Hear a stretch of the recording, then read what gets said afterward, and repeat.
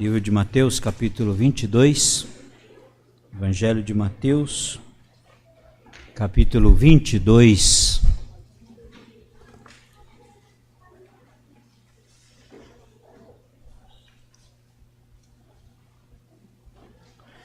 Eu gostaria de, antes de ler esse texto, fazer uma convocação.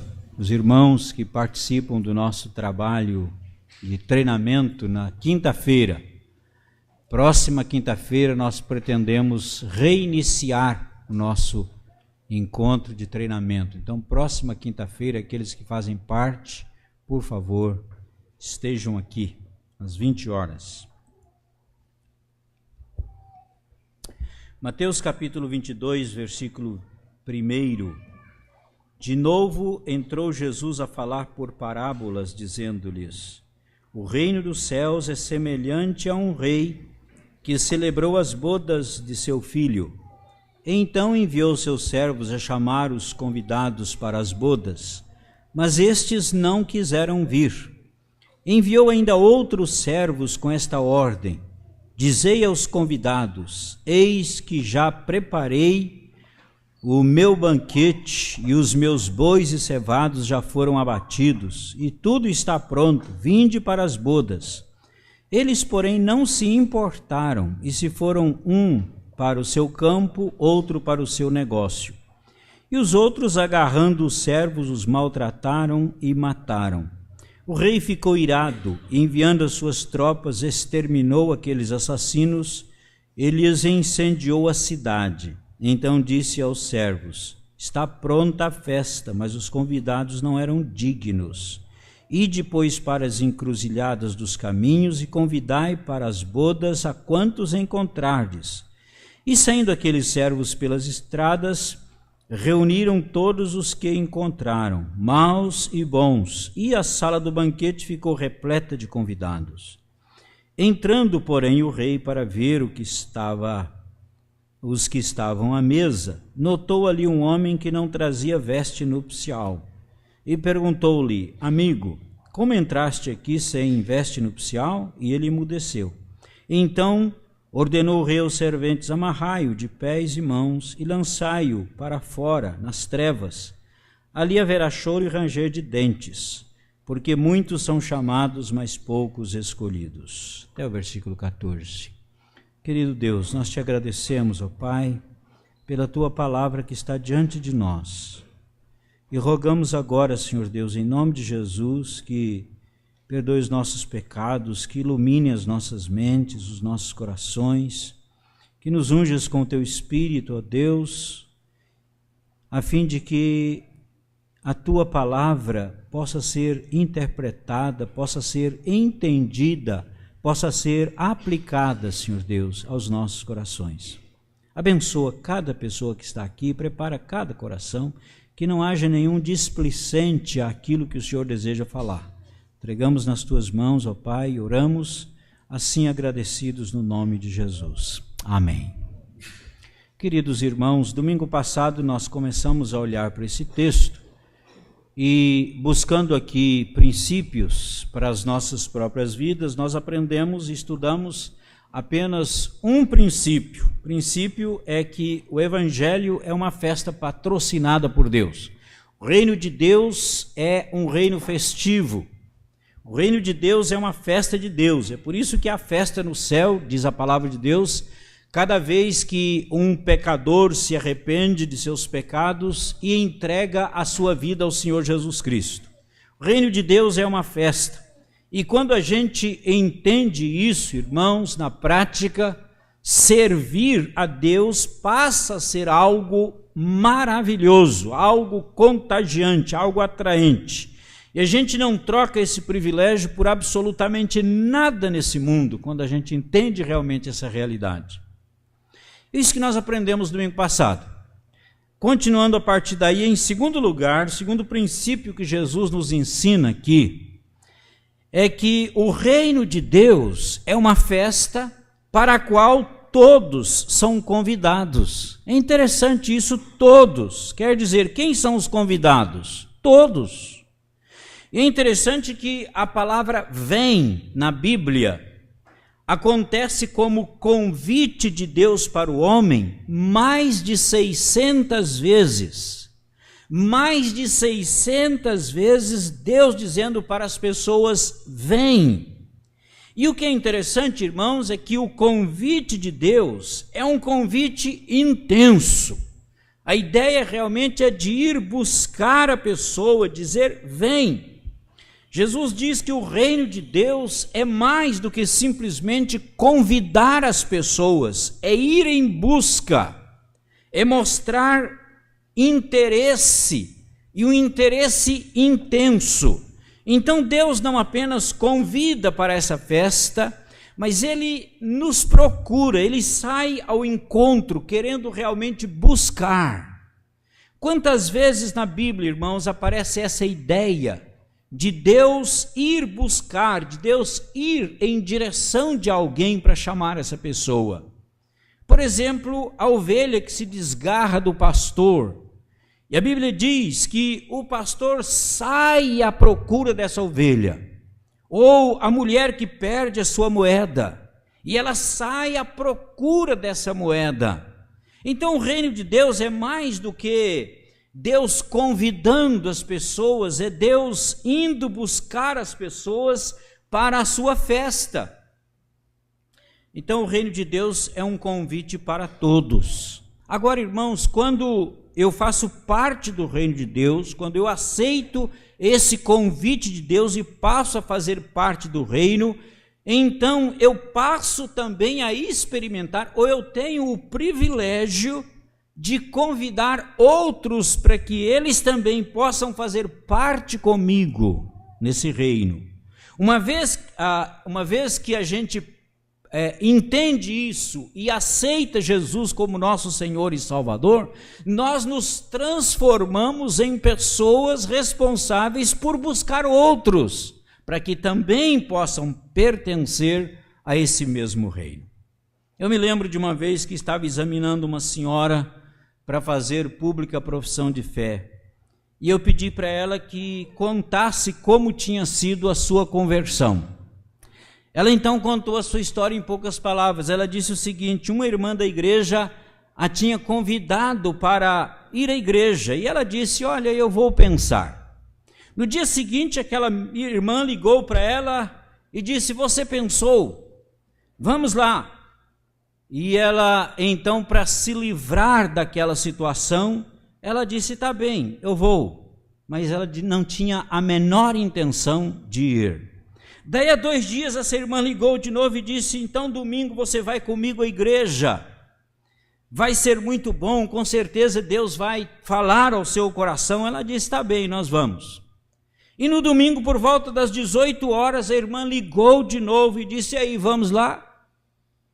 E ela respondeu: está meio tarde, eu estou meio cansada. A irmã disse: mas você prometeu. Ela disse: mas tem outro problema, é que eu não consigo dirigir de noite. A irmã disse: então não tem problema, se arruma aí que eu vou te pegar.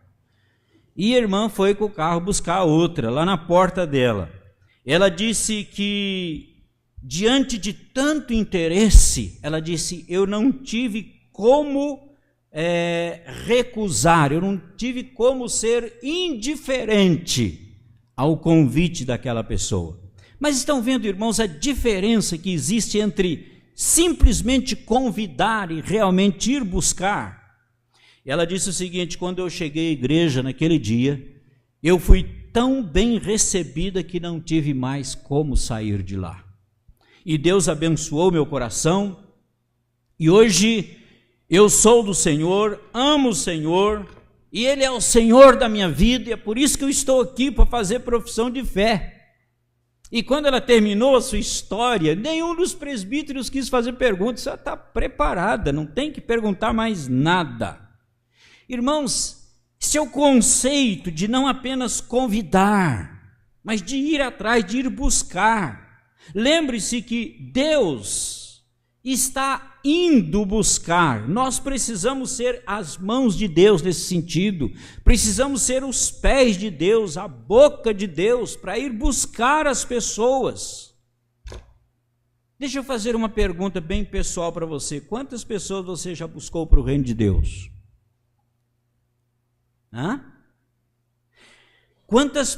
Para quantas pessoas você já foi os pés de Deus, as mãos de Deus, a insistência de Deus, a persistência de Deus, o amor de Deus?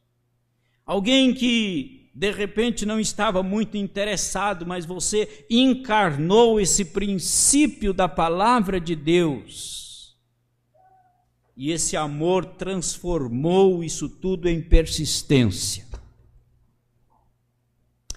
Este amor que insiste até que a pessoa possa se convencer de que ela não está apenas sendo convidada, ela está sendo buscada, que é diferente.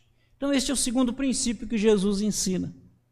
Terceiro princípio que Jesus ensina aqui, irmãos, é que o reino de Deus não é um estado geográfico, mas é uma mudança de mentalidade, é uma mudança de mente. O reino de Deus não é uma mudança geográfica, é uma mudança de mente, é uma mudança de coração.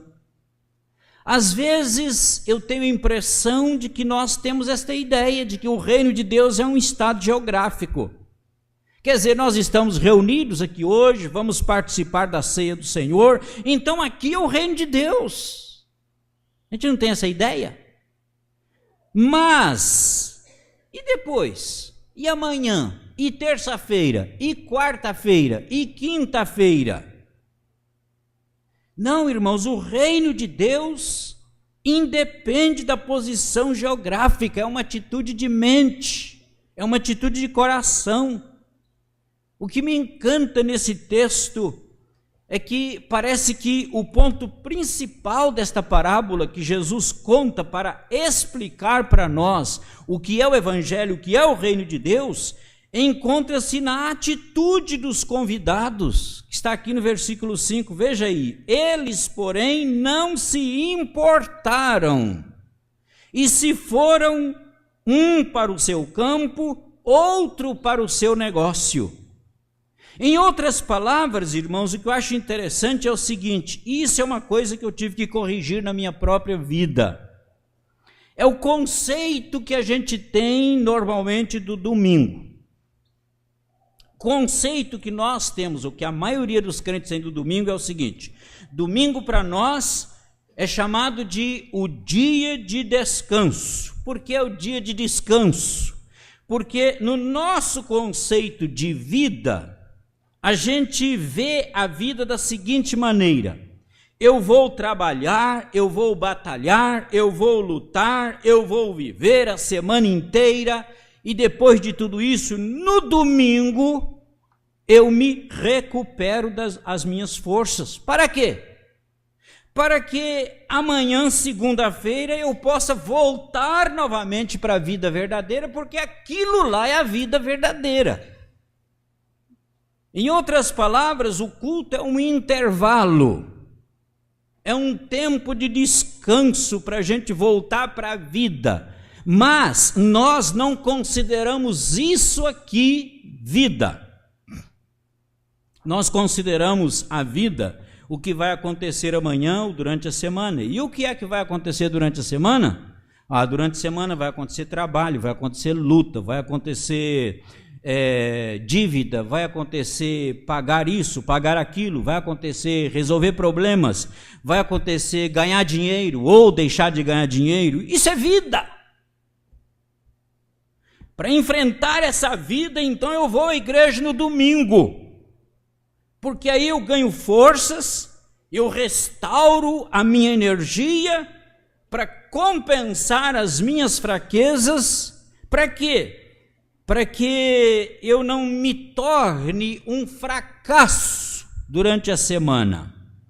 Deus me joga para a vida na segunda-feira, e no ir para a vida eu não vou me fracassar. Irmãos, eu queria propor para nós nessa noite o seguinte: será que nós podemos pensar o contrário?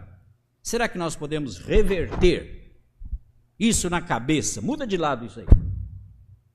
Reverter essa situação na cabeça. Qual é a reversão do raciocínio? Consideremos que a vida verdadeira não é aquela que está acontecendo lá fora, no escritório, na fábrica, na empresa. Não. A vida verdadeira é aquela que está acontecendo aqui dentro agora. Isso é vida. Vida verdadeira. Então considere que eu gasto segunda, terça, quarta, quinta, sexta, sábado, me preparando para esta hora. Eu estou vivendo desde segunda-feira na expectativa do domingo, porque o domingo é vida para mim. Lá fora eu estou simplesmente me preparando para melhor viver a vida verdadeira. Por quê? Porque um dia na presença de Deus vale mais do que 6 dias de luta. É no campo da luta que eu vou me preparar para melhor servir ao meu Deus. Então vamos reverter esse processo, vamos pensar o contrário. Por quê? Porque na parábola que acabamos de ler, quando as pessoas são convidadas para as bodas, são convidadas para a festa de Deus, sabe o que elas dizem? Elas dizem assim: eu não tenho tempo, eu não posso, eu não tenho tempo, não dá, dessa vez não dá. Irmãos, eu já vi um monte de pessoas dizendo assim: pastor, eu não tenho tempo. Eu não tenho tempo, mais tarde talvez, quem sabe mais tarde. E quem sabe se você vai estar vivo mais tarde? E pastor, a minha vida é uma luta, eu não tenho tempo para absolutamente, a minha vida é muito ocupada, por isso eu não tenho tempo para Deus. Irmãos, o reino de Deus é exatamente a inversão dessa ideia. E é isso que eu estou propondo, inverta isso na sua cabeça. O reino de Deus é uma questão de prioridade, então muda o teu raciocínio. Ao invés de estar vivendo para viver lá fora, passe a viver lá fora para experimentar aqui dentro a verdadeira vida que acontece aqui.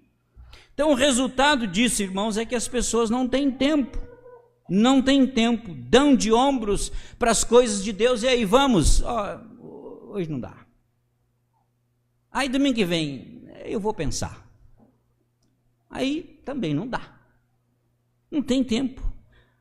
Acho que é muito mais importante passar no vestibular do que as coisas de Deus. É importante? Claro que é, não estou pregando contra o vestibular. Só que as coisas de Deus são mais importantes ainda. Acho que é muito mais importante ganhar dinheiro do que as coisas de Deus, do que andar com Deus. Quero ganhar dinheiro, afinal de contas, dinheiro. A vida gira em torno de dinheiro. Se a sua vida gira em torno de dinheiro, você é o mais miserável de todos os homens. Você é o pior ser da face da terra, se a sua vida gira em torno de dinheiro. Porque se existe uma coisa nesse mundo que você não precisa muito, é de dinheiro. Você precisa do suficiente, não mais que isso.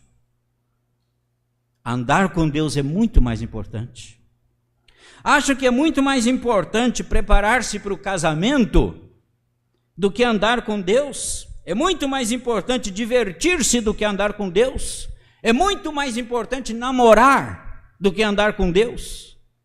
Então vamos fazer o seguinte: se sobrar tempo, se a vida permitir, se o corre da vida me der alguma folga, aí eu vou para as bodas do meu Deus, aí eu vou para a festa do meu Deus, aí eu vou para o gozo que Deus tem para mim, que é o gozo verdadeiro, que é a vida verdadeira.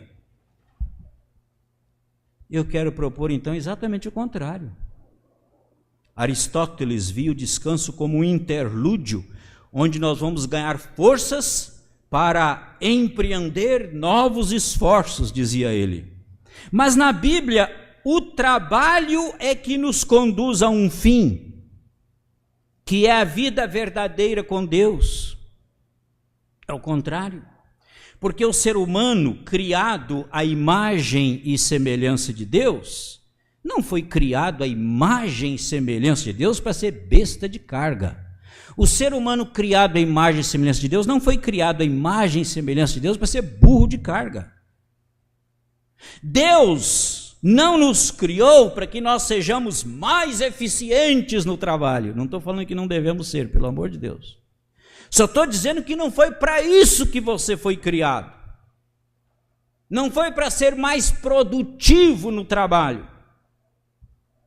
Os dias produtivos da semana é que nos deveriam preparar para o propósito da vida. E o propósito da vida é servirmos a Deus e alegrarmos o nosso coração no Senhor. Esta é a razão maior da nossa existência. Nós fomos criados para adorar a Deus. Para adorar ó Deus foi que eu nasci, não diz um cântico? Que verdade. Quer dizer, eu preciso colocar a minha vida numa perspectiva certa, numa perspectiva diferente, porque o diabo entortou a minha vida. Tem que colocar na perspectiva certa. E qual que é a perspectiva certa? O fim principal do homem. Qual que é o fim principal do homem? Ganhar dinheiro e viver dele para sempre? Não! É glorificar a Deus e gozá-lo para sempre. Eu não nasci para trabalhar. Eu nasci para a glória de Deus. E o trabalho? O trabalho é uma consequência. O trabalho é uma bênção que Deus me dá para suprir as minhas necessidades, mas não para me cativar. Eu nasci para a glória de Deus. É para a glória de Deus que eu quero viver. Por isso é que a atitude dessas pessoas não as habilitava para entrar no reino dos céus. Sabe por quê? Porque eles não tinham tempo. Não tinham tempo, eles tinham uma outra dimensão de vida. Eles não sabiam o que era viver para a glória de Deus. Acho que posso dizer, como a maioria de nós não sabe hoje. Eu vou sim para a festa de Deus, mas se sobrar tempo. Senhor, tu sabes que o Senhor é dono de tudo que é meu, mas se sobrar tempo. Senhor, tu sabes que eu te amo de todo o coração, mas se sobrar tempo, se no domingo eu não tiver detonado pela vida, porque eu me gastei completamente, se sobrar um pouquinho de força, Senhor, no domingo eu vou lá na igreja. Porque a gente vê as coisas de Deus, irmãos, por um ângulo diferente. O reino de Deus é uma mudança radical de raciocínio. Radical. Eu trabalho não mais para ganhar dinheiro, eu trabalho agora para a glória de Deus. E o dinheiro vem como consequência disso. Não estou dizendo que não vou ganhar dinheiro, mas o dinheiro vem como consequência. Eu não sou médico por causa do dinheiro, eu não escolhi medicina por causa do dinheiro.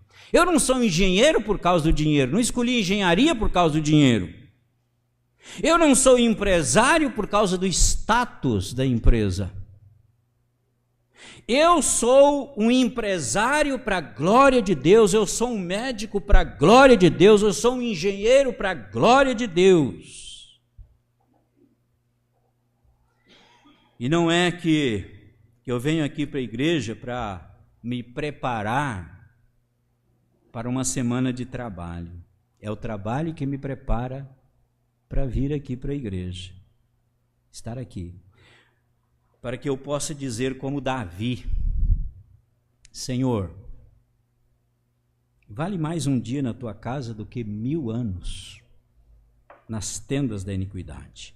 Eu prefiro estar na tua casa. Eu prefiro estar porque foi para a tua glória que eu nasci. Então Jesus disse assim, e enviou outros servos com esta ordem, dizei aos meus convidados, eis que já preparei o meu banquete. Os bois cevados já foram abatidos, tudo está pronto, vinde para as bodas. Eles, porém, diz o texto, não se importaram. E se foram um para o seu campo, quer dizer, tinha bens imobiliários. E outros foram para o seu negócio, quer dizer, tinham bens mobiliários. Eles viviam com ativos e passivos na cabeça, assim que você vive? Eles viviam com ativos e passivos na cabeça. Quais são os meus ativos? Quais são os meus passivos? Era assim que eles viviam. O que Jesus quis dizer sobre o reino de Deus, irmãos, é o seguinte, que o reino é uma festa. É verdade, é uma festa. Mas é uma festa tão maravilhosa, é uma festa tão tremenda, tão indescritível, que ela passa a ser um dever, ela passa a ser uma obrigação. Rejeitar essa festa maravilhosa de Deus, esse privilégio enorme que nós temos, é iniquidade, é pecado. Pense no raciocínio de Jesus. Pense no seguinte: você de repente está morrendo de fome. Você passou 5 dias sem comer, está à beira da morte. Coincidentemente você encontra comigo, e eu estou aqui com um prato da mais deliciosa comida, e eu passo para você, eu dou para você esse prato, estou vendo que você está precisando, eu dou para você esse prato de comida. Que privilégio, quando você estava morrendo de fome, você encontrar com alguém que te ofereceu um prato de comida. Deixar de pegar esse prato com o coração agradecido não é só negligência, é iniquidade. Não é só iniquidade, é burrice também. É estupidez, inconcebível. Mas o privilégio de eu ter encontrado você com fome e ter lhe oferecido um prato precioso de comida, ao invés de você pegar o prato de comida da minha mão e ficar agradecido, você chuta o prato e ainda me mata. Foi isso que fizeram. Não só deu as costas, chutou o prato. Isso é uma ignomínia, isso é uma desgraça, é um disparate. Daí a reação do rei, que ficou irado e enviou as suas tropas para matar aqueles assassinos que mataram seus servos, que na melhor da hipótese estavam indo lá para convidá-los para a festa.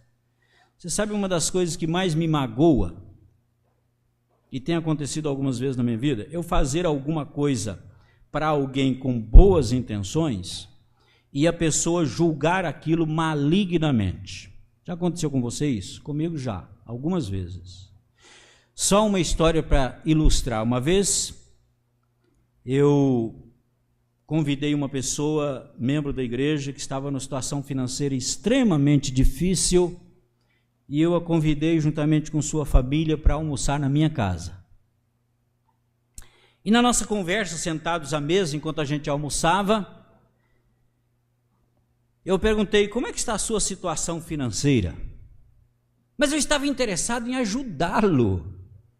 Deus sabe que essa era a intenção do meu coração, não tinha nenhuma outra intenção. Aquele irmão saiu da minha casa e começou a espalhar pela igreja o seguinte: o pastor me convidou para almoçar na casa dele porque está de olho gordo em cima do meu dízimo. Irmãos, isso é indigno. Eu fiz com a melhor das intenções. Aqui no texto, o rei chamou as pessoas para uma festa e disse: eu quero ter uma família, eu quero ser um Deus amoroso, eu quero abençoar as pessoas. E as pessoas disseram: o que é que o Senhor quer comigo, Deus? O que é que o Senhor está interessado em mim? Não só fizeram isso, mas chutaram e mataram os servos que foram enviados. Irmãos, o evangelho é tão especial, a mensagem do evangelho é tão rica, que rejeitar o evangelho, rejeitar a mensagem, consequentemente é rejeitar o reino de Deus, é rejeitar a oferta de Deus. Isso não é só negligência, isso é iniquidade. E os iníquos, diz a Bíblia, não têm parte no coração bondoso de Deus, não fazem parte do reino de Deus. Isso nos ensina, irmãos, que o evangelho não é para todos. O evangelho não é para todos. Lembra que eu comecei dizendo que o convite é para todos? Isso é verdade. O convite é para todos, mas o evangelho não é para todos.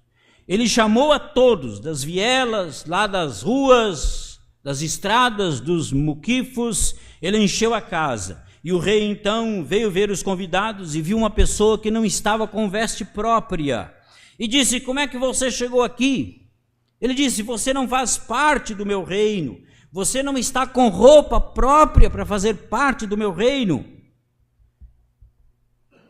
Irmãos, muitas vezes Deus tem dado um discernimento para mim que eu sei que tem dado para você também. E eu não falo muito a respeito disso, mas isso acontece muitas vezes comigo. E acho que acontece com todos nós. A pessoa chega na igreja com todo aquele entusiasmo, já viram? A pessoa chega com aquele fogo todo, com todo aquele entusiasmo. Aí o Espírito Santo fala lá no coração: esse não vai perseverar. Esse não está com vestes próprias. Esse não está no reino de Deus. Ele só está na igreja, mas não está no reino de Deus. Irmãos, a igreja não é o reino de Deus. A igreja tem dimensões do reino de Deus dentro dela, mas ela não é o reino de Deus. O reino de Deus é muito maior do que qualquer igreja que você possa imaginar. Dentro da igreja, o próprio Jesus admite que tem trigo e joio. Dentro da igreja, o próprio Jesus admite que tem peixe bom e tem peixe ruim também. Essa rede que é a igreja. Dentro da igreja, Jesus admite que tem nécios e que tem prudentes. Dentro da igreja, Jesus admite que ela é um aprisco tanto de ovelhas como de bodes. Então, o reino não é para todos. Sabe por quê? Porque muitos ouvem, mas poucos elaboram aquilo que ouvem. Muitos se chegam, mas poucos são os que perseveram. Muitos simpatizam, mas poucos são os que abraçam realmente. Muitos são os que entendem, mas poucos são os que realmente querem se comprometer. Tem muita gente que entende e não se compromete. Muitos são os que confessam, mas poucos são os que realmente permanecem. E o que Jesus quis dizer aqui nesta parábola, irmãos, é que não basta ser ouvinte, é preciso você elaborar na cabeça aquilo que você ouve. Não basta você chegar, é preciso você perseverar naquilo que você sabe e crescer. Não basta você ser simpático, é preciso você abraçar esse reino que é o reino de Deus. Não basta você dizer eu concordo, é preciso você crer e se comprometer. Não basta você dizer eu entendi, é preciso você querer. Não basta você dizer eu confesso, é preciso você permanecer. Não basta você dizer eu vou, é preciso tomar a decisão de realmente ir, em nome de Jesus. O reino não é para todos, mas para aquele que se joga aos pés de Cristo e diz assim: não mais eu vivo, viva agora em mim, Senhor, viva através de mim. Existe uma pergunta na Bíblia que diz assim: quem subirá ao monte do Senhor? Salmo 15 e Salmo 24, né? Quem subirá ao monte do Senhor? Quem vai permanecer no seu santo lugar? Quem se chegará ao trono de Deus? E a resposta da palavra de Deus é aqueles que têm mãos limpas, aqueles que têm coração puro, esses vão ver Deus. Os limpos de coração verão a Deus. O reino de Deus não é uma igreja. O reino de Deus, sabe o que é? Homens e mulheres que se vestiram dos valores do reino de Deus. Se vestiram interiormente com vestes brancas como a alva lã e estão preparados para a convivência do ambiente de Deus. Porque a realidade, irmãos, é que nem todos estão preparados para o ambiente de Deus.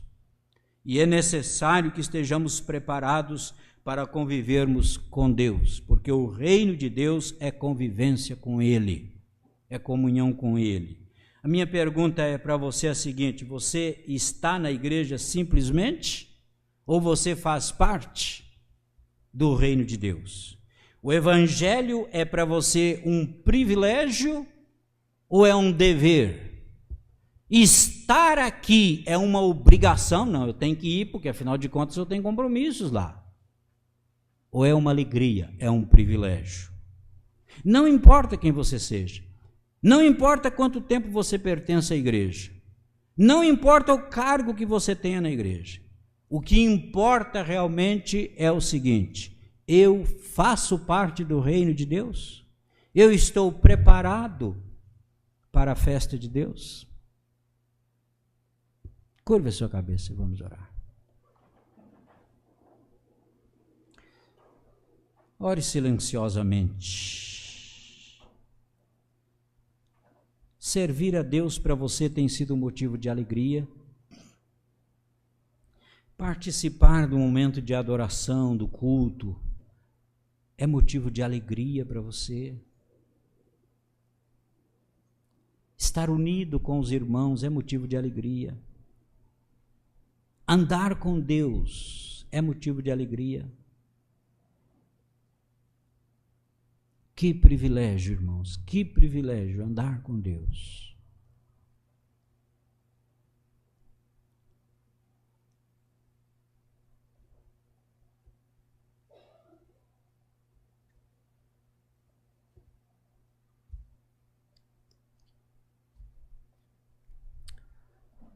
Que em nome de Jesus o Senhor ouça a sua oração nesse instante.